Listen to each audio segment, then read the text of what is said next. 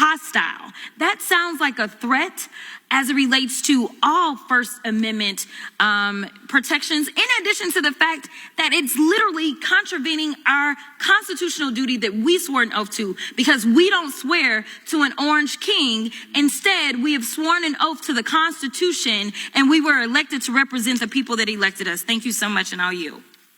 With you. All of these actions are exactly what Trump has done since he's taken office. Make no mistake, Trump is weaponizing his idea of free speech to force folks and companies to become his political puppets to promote his propaganda. Trump and Republicans defunded NPR because they argued it was biased. Trump has removed books discussing racial discrimination at U.S. military academies, including the amazing Maya Angelou's autobiography, I Know Why the Caged Bird Sings. What happens when free speech is used as a weapon instead of a shield? In a tense exchange, Congresswoman Jasmine Crockett corners First Amendment expert Professor David Kaye, only to flip the script and accuse Donald Trump of doing the very thing conservatives claim to fear most. Is this about protecting speech or controlling it? Stay with us. Professor Kaye, did you understand my question? Fining or defunding news outlets or companies because they don't share a particular political message? Yeah, thank you for the question. At the very core of the First Amendment is a prohibition of viewpoint discrimination. Okay. And what you described sounds like viewpoint discrimination. So it definitely sounds like federal suppression.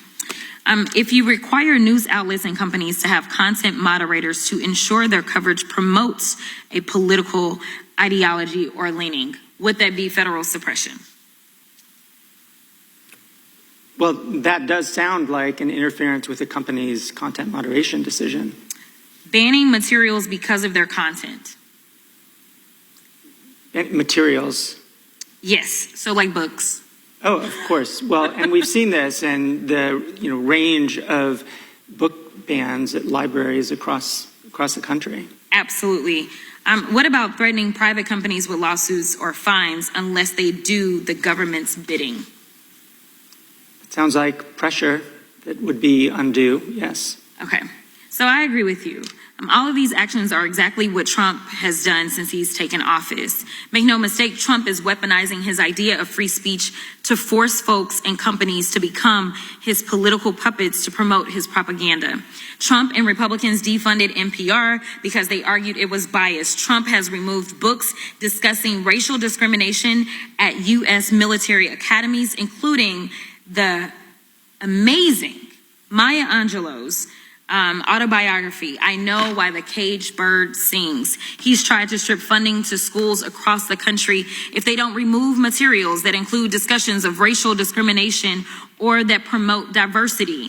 And in order for the merger between Paramount and Skydance to happen, the FCC chairman and Republican-appointed commissioners required Skydance to establish a bias monitor. And in its FCC order noted reports, quote, concerning negative media coverage of the Trump administration. This is to say nothing of Trump pushing television networks to get rid of comedians and talk show hosts who criticize his administration, say like Mr. Colbert.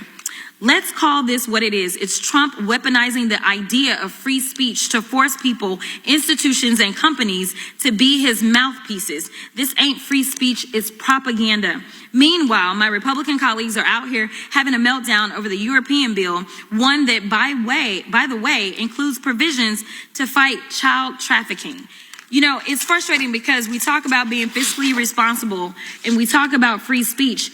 And right now, as we're having these discussions, you know who's trying to shut down members from voting in the way that they want to vote? It's the president, who literally said he would look at anyone who decided that they were going to vote to release the Epstein files as hostile. That sounds like a threat as it relates to all First Amendment protections, in addition to the fact that it's literally contravening our constitutional duty that we swore an oath to, because we don't swear to an orange king. Instead, we have sworn an oath to the Constitution, and we were elected to represent the people that elected us. Thank you so much, and I'll yield. What unfolded in this exchange wasn't just a heated political moment. It was a methodical legal takedown framed as a question and answer session. Congresswoman Jasmine Crockett didn't raise her voice. She didn't interrupt. Instead, she walked Professor David Kaye, one of the nation's leading First Amendment scholars, step by step into defining what government suppression of speech actually looks like.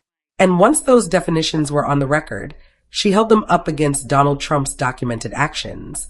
Let's start with the legal foundation. Professor Kaye clearly states that the core of the First Amendment is the prohibition of viewpoint discrimination. In simple terms, the government cannot punish, pressure, or reward speech based on whether it likes the message. That principle is settled law. From there, Crockett systematically introduces scenarios: defunding media outlets for ideological disagreement, forcing companies to adopt government-approved content moderation, banning books because of their subject matter, threatening lawsuits or fines to coerce compliance. Each time, Professor Kaye agrees. Yes, those actions sound like federal suppression, undue pressure, or government interference. This is where the exchange becomes devastatingly effective, because Crockett then does what good prosecutors do. She connects theory to evidence.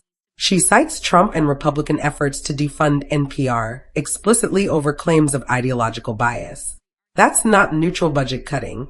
It's punishment based on viewpoint.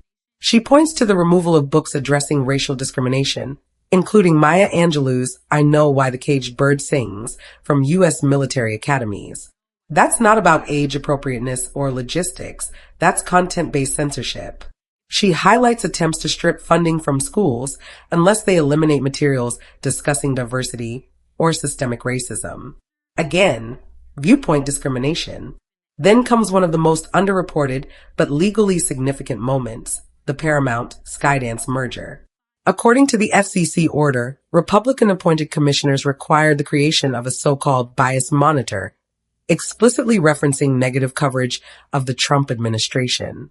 That's not market regulation. That's government pressure on editorial judgment. In First Amendment terms, that's explosive. Crockett also notes Trump's public pressure on television networks to remove comedians and hosts, like Stephen Colbert, who criticize him. While framed as rhetoric, when paired with regulatory authority, that pressure carries weight. Her conclusion is blunt and intentional. This is not free speech, it's propaganda enforcement. And she doesn't stop there. She contrasts this behavior with Republican outrage over European legislation that includes anti-child trafficking provisions, suggesting selective concern for free speech only when it serves political narratives. Then comes the constitutional gut punch, Trump allegedly labeling members of Congress as hostile for supporting the release of Epstein files. Crockett frames this not as politics, but as a direct threat to lawmakers' First Amendment rights and constitutional duties. Her final line matters: we don't swear an oath to an orange king. That's not rhetoric, it's constitutional framing. The oath is to the Constitution, not to any individual, regardless of power or popularity. So what does this debate actually reveal? It exposes a contradiction at the heart of modern political discourse. Free speech is celebrated in theory, but resisted in practice when it challenges power. Crockett didn't argue emotionally, she argued legally. And Professor Kaye, intentionally or not, validated her case. This wasn't about silencing conservatives. It was about whether government power is being used to shape narratives, punish dissent, and coerce institutions. And by the standards laid out in that very hearing, the answer is uncomfortably clear. If this is the future of free speech absolutism, then the First Amendment isn't being defended, it's being redefined. And that should concern everyone, regardless of party.